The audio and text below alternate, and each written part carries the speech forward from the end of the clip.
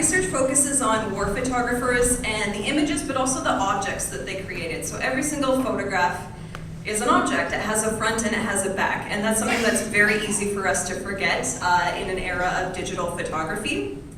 So I think it's very important to understand who took a photograph and why. And so in the context of the First World War, it's important to know the setting in which a photograph was taken. Was it taken by a soldier or a nurse as a keepsake? Was it taken by an official photographer for the news or for the archives? In the case of the soldier or the nurse, if we know that much information, then we know that maybe that photograph was actually taken illegally. In the case of the official photographer, then we know that the photograph was probably censored through the War Office. So we get a little bit of information just by knowing who took it.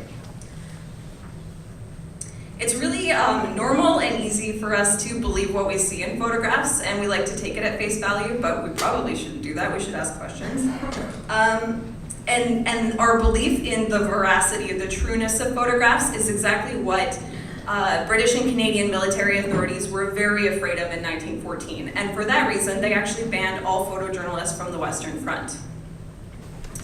So they banned all photojournalists from the Western Front because they were afraid of the military secrets that could be leaked out through photography, or that scenes of war might affect morale at home.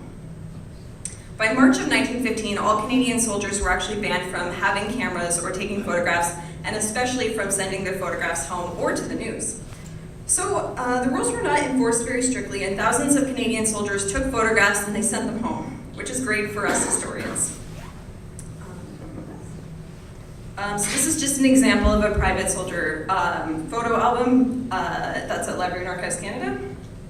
So if we just go through these slides, these are just a few examples of that private soldier photograph album. And these are very cool, obviously, because they show us what is important to the soldier. What did he decide to immortalize on film?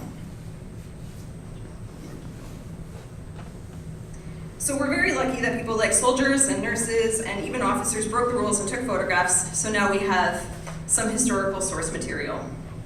It's really interesting because actually private soldier photographs, nobody's ever seen all of them because they're still in private collections and some of them are in museums. So this, for all the young historians in the room, this is an amazing topic that nobody's really delved into, so here's your chance.